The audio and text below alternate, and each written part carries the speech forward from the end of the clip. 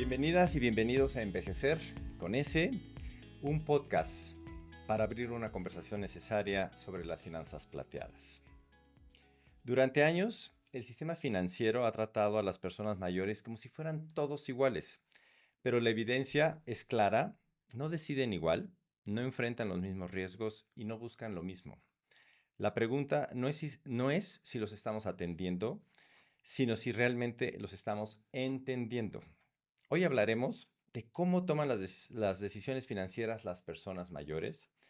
Y para ello nos acompaña Emiliano Díaz del Valle. Bienvenido, qué Claro. gusto. Dejen presentar a Emiliano. Emiliano es director de proyectos para América Latina de Busara y es también cofundador del Instituto Mexicano de Economía del Comportamiento, desde donde impulsa la aplicación de la ciencia conductual en políticas públicas, servicios financieros y proyectos de innovación social. Además, participó en la elaboración del estudio Cómo toman decisiones financieras las personas mayores del proyecto Finanzas Plateadas, orientado a comprender las barreras y los motivadores del uso financiero en la población de 60 y más. Emiliano, gracias por estar aquí y por ayudarnos a poner este tema sobre la mesa. Bienvenido. ¿Qué tal, Armando? Gracias, no, gracias a ustedes por invitarme. Pues si quieres tenemos algunas preguntas para ti. Perfecto. Quisiera primero preguntarte, desde la evidencia y la experiencia práctica, ¿cuáles son los principales factores que influyen en la toma de decisiones financieras de las personas mayores? Excelente. Pues mira, es una pregunta difícil de responder porque no hay un solo elemento que guíe esa decisión.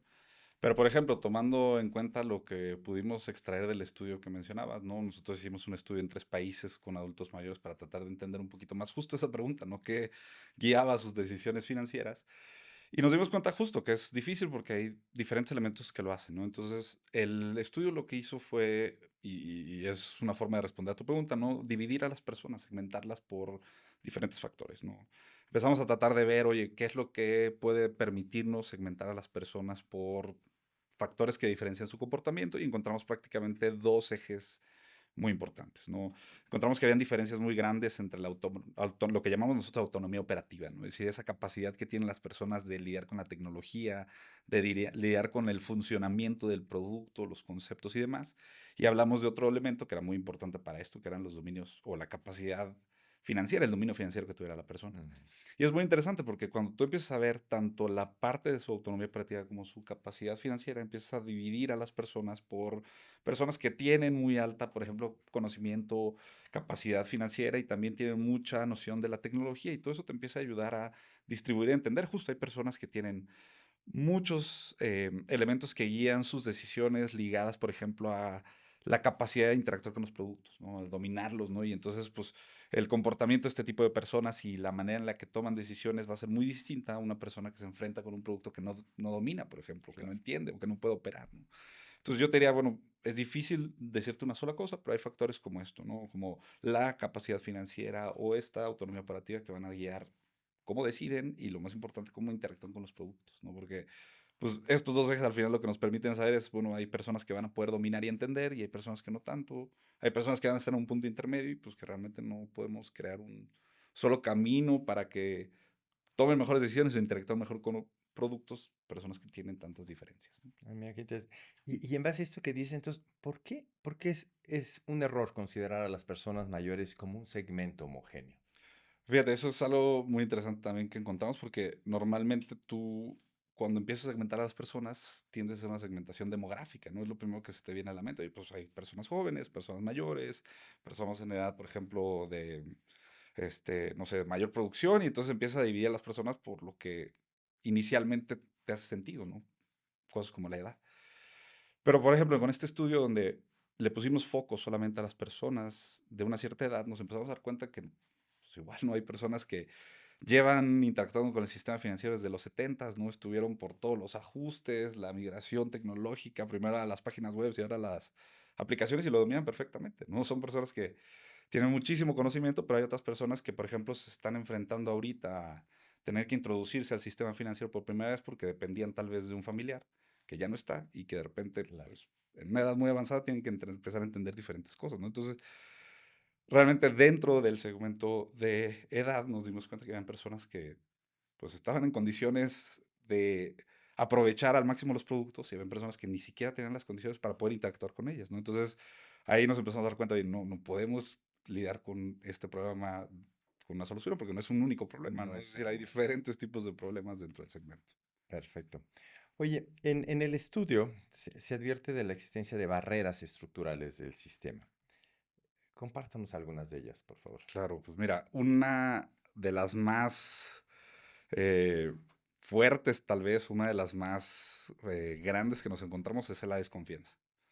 La desconfianza es algo que impacta muy fuerte este segmento, principalmente porque también es un foco, o ha sido un foco muy fuerte de actividades, digamos, que generan desconfianza, ¿no? Claro. Todos los fraudes se concentran mucho en este segmento de la población, ¿no?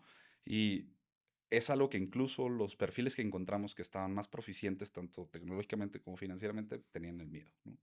Las personas incluso que no tenían tanta proficiencia, pues era todavía mayor y actuaba como una barrera. Ahora sí que ese tipo de barreras sistémicas afectan diferente a los perfiles, ¿no? Porque, por ejemplo, las personas que tenían mucha confianza en el sistema y mucho dominio sabían de la existencia de esto, estaban constantemente cuidándose de este tipo de problemas, pero no era una barrera como lo era, por ejemplo, para una persona que estaba empezando a manejar su propio dinero y los hijos le hablaban de los fraudes y entonces la persona decidía, ¿sabes qué? Mejor no le muevo más que vaya a la sucursal, ¿no? Entonces, esa es una barrera muy grande y que encontramos que impactaba a todos, ¿no?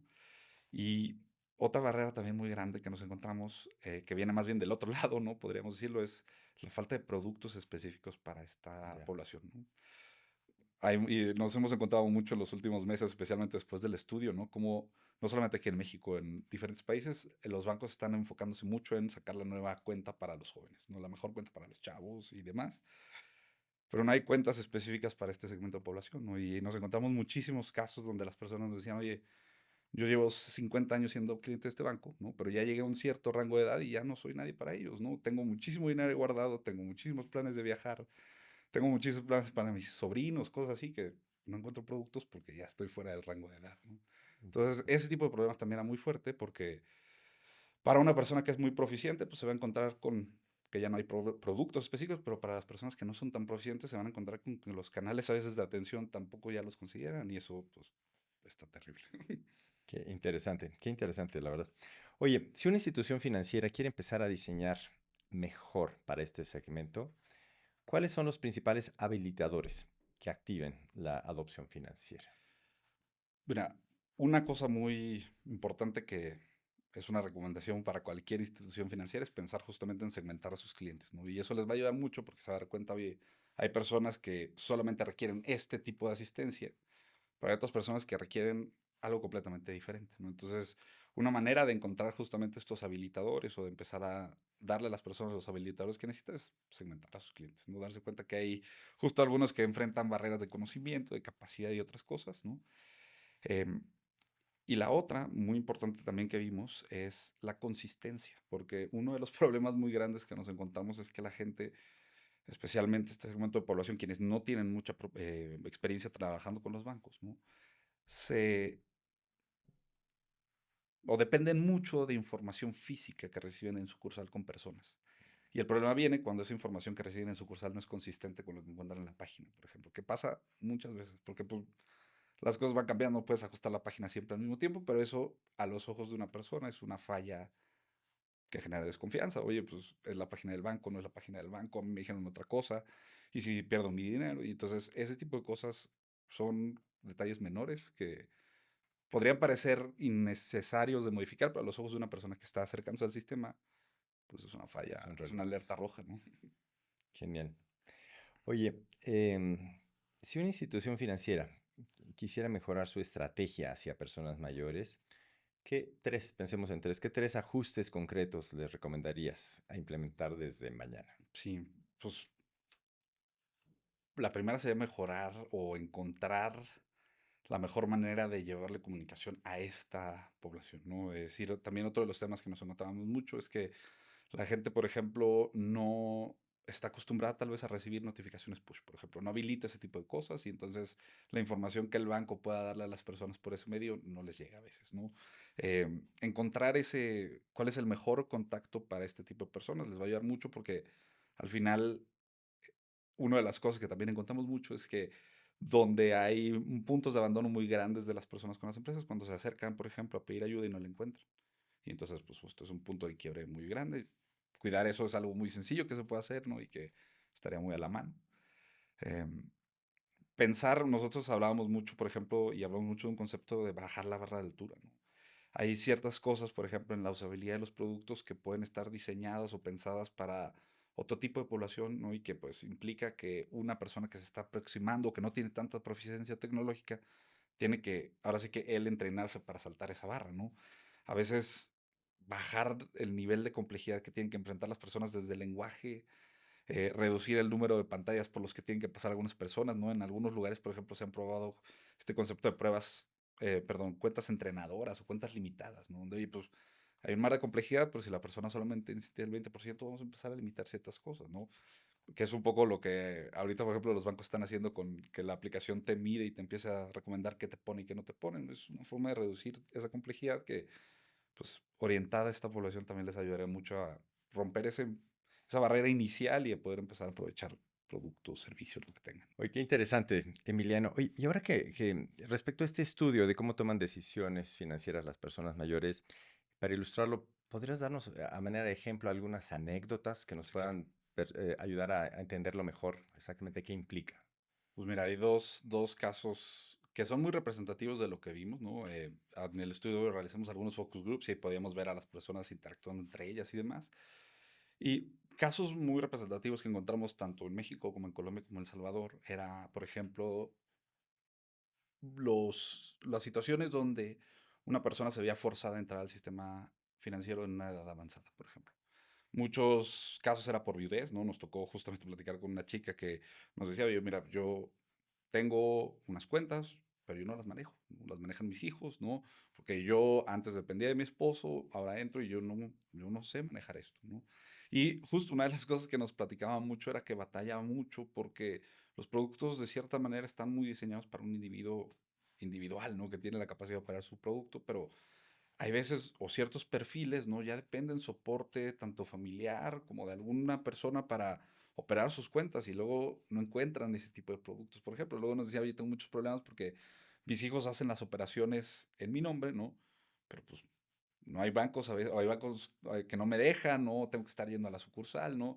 Y no es que la persona no pueda operar un teléfono, porque luego nos pasaba mucho, oye, personas que manejan perfectamente Facebook o WhatsApp, ¿no? Pero que no se sienten cómodas porque nunca lo hicieron, porque no lo entienden, ¿no? A manejar, por ejemplo, un producto financiero, entendiendo que un mal manejo de eso puede impactarles en su dinero, ¿no? Claro. Por ejemplo, ese fue un caso muy representativo que encontramos en todos los lugares, ¿no? Y que justamente, pues, captura mucho esto, ¿no? Donde la persona se siente insegura de entrar al sistema y a pesar de que lo tenga que hacer, pues a veces encuentran formas de soportarse con familiares y demás para Muy hacerlo. ilustrativo, creo que esto Ujú. nos ayuda exactamente a entender. ¿Tenías algún otro ejemplo que nos quieras dar? Un poquito hablando de esta barra de altura que mencionábamos, que los bancos pueden hacer, puede sonar muy figurativo, ¿no? Pero ¿cómo lo pueden hacer? En los casos nos encontramos, en los focus groups también nos encontramos gente que venía, por ejemplo, con sus propias herramientas, ¿no? ¿A qué nos refiero?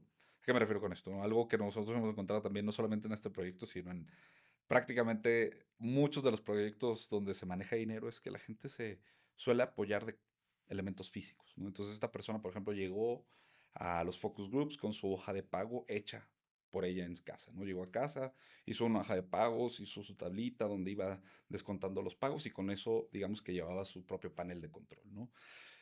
Hace unos años hicimos un experimento en Surinam donde a la gente que estábamos migrando de cuentas físicas a digitales, ¿no?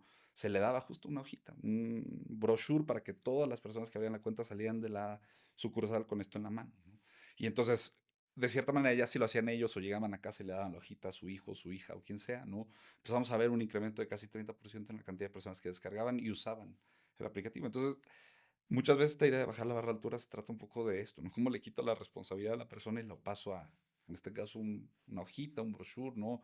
Hemos visto mucho en ejercicios de pago que el darle a las personas estas hojas prehechas con el número de pagos para que vayan tachando también ayuda a que las personas se apeguen, sepan principalmente cuándo, dónde y qué es lo que tienen que hacer. Entonces, digamos, está muy enfocado a crédito, pero cualquier cosa que los bancos les puedan ayudar a tener físicamente, en muchos casos les puede ayudar mucho. O vimos justamente que les puede ayudar mucho. No, creo que estos ejemplos ilustran muchísimo de cómo el tema de los comportamientos ligados a la toma de decisiones. Hola, yo soy Diana Hernández del Instituto Mexicano de Economía del Comportamiento y vengo a presentar 3 aspectos clave y fundamentales al momento de diseñar para las personas mayores.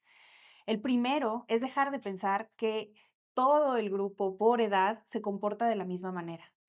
Pensemos en la autonomía, el dominio financiero y la confianza que ellos tienen. Están quienes están acostumbrados a estos temas, a estos tecnicismos, pero también hay quienes por su trayectoria o por sus circunstancias de vida es su primer acercamiento con la banca. La segunda parte es simplificar, menos tecnicismos, menos pasos, menos fricción, más claridad en lo que hay que hacer y lo que la persona puede esperar al momento de realizar sus operaciones. La simplicidad en este momento no es solamente algo estético, estamos incluyendo a las personas. Por ejemplo, la retroalimentación de las operaciones en canales diferentes. Lo que realizas en tu aplicación en línea lo puedes ver reflejado en mensajes de texto, en correos electrónicos. Las notificaciones, las transacciones mucho más simplificadas y en 3 pasos, un lenguaje claro en contratos, evitar las llamadas letras chiquitas y también un menú con las operaciones más frecuentes que realiza la persona. Lo tercero es fortalecer la confianza. Al final, la banca es un negocio de confianza. Estamos hablando del dinero de las personas y es natural que puedan tener dudas y que haya esta incertidumbre. A través de la claridad, la retroalimentación inmediata y esta información podemos minimizar estas preguntas. ¿Estoy haciendo lo correcto? ¿Qué pasa si me equivoco? ¿Hay vuelta atrás si envío el dinero? Y algo muy importante, tenemos ya por un lado la parte del diseño, pero vamos a prestar atención también en otra parte, combinar esto con canales humanos, personas capacitadas y sensibilizadas para atender a este segmento de la población con sensibilidad, con tacto y con esta cercanía. Cuando la segmentación inteligente, la simplicidad y también la confianza se ven atendidas, la adopción deja de ser un reto y se convierte en una consecuencia natural. Entender cómo deciden las personas mayores no es solamente un tema de inclusión financiera, también es un tema de diseño. Cuando nosotros estamos diseñando productos y servicios que respetan y responden a las necesidades de las personas, entonces construimos confianza y bienestar, que son esenciales en esta parte y en esta etapa de la vida. Estamos casi cerrando la entrevista, pero no sé si hay algo más que te gustaría agregar antes de terminar. Algo también muy interesante del estudio que, digamos, para quienes estén muy centrados, por ejemplo, o estén interesados en temas, por ejemplo, de adopción, les puede ayudar mucho, es que el estudio no solamente ve el comportamiento con una fotografía estática, ¿no? El comportamiento es dinámico y pasa a lo largo del tiempo. Entonces, mucho del valor también que pueden encontrar en el estudio es que hay representaciones de las personas mayores, tanto en los procesos de atracción, o sea, los momentos donde empiezan a enterarse de los programas o los productos y deciden, oye, me interesa una tarjeta o me interesa mi eh, cuenta de débito en tal banco o en tal otro banco, ¿no? En los momentos de acción, ¿no? Donde ya están, ok, bueno, ya se convencieron, dijeron si lo quiero y van a la sucursal o están interactuando con el aplicativo y es el momento de hacer lo que tenían que hacer, no usar el producto. Y la parte final, que es, ok, una vez que la persona lo hizo, ¿cómo logró la adopción? Entonces, también es valioso ver que las personas no están estáticos a lo largo del camino. Hay gente que está muy enterada y que es muy fácil traerla a la sucursal, pero que al momento de interactuar con el banco o con el aplicativo se cae, por ejemplo, el uso, ¿no? O hay gente que lo usa una vez y justamente, ¿no? Después de hacer lo que tenía que hacer, desinstala su aplicativo o simple y sencillamente no vuelve al banco hasta el próximo mes o segundo mes, ¿no? Entonces, ¿cómo logras que esas personas que se ven forzadas o tienen que usar el producto lo adopten, le vean el valor y le saquen ese valor? Entonces, también el estudio les va a dar un poquito de noción de esos 3 momentos, que es algo también muy valioso. Perfecto. Qué interesante. Pues la verdad, muchísimas gracias, Emiliano. Fascinante. Ha sido esto como muy interesante. Y de verdad, con esto eran las preguntas que tenemos. Hoy entendimos que las personas mayores no son un segmento homogéneo, Comprender cómo toman decisiones financieras es el primer paso para diseñar soluciones inclusivas, sostenibles y respetuosas. Si este episodio te aportó valor, compártelo. Sigue Envejecer Podcast y acompáñanos en 15 días para seguir hablando de finanzas plateadas e inclusión. Muchísimas gracias, Emiliano, por tus aportes y tenerte aquí hoy en el programa. Esto fue Envejecer Podcast. Hasta la próxima.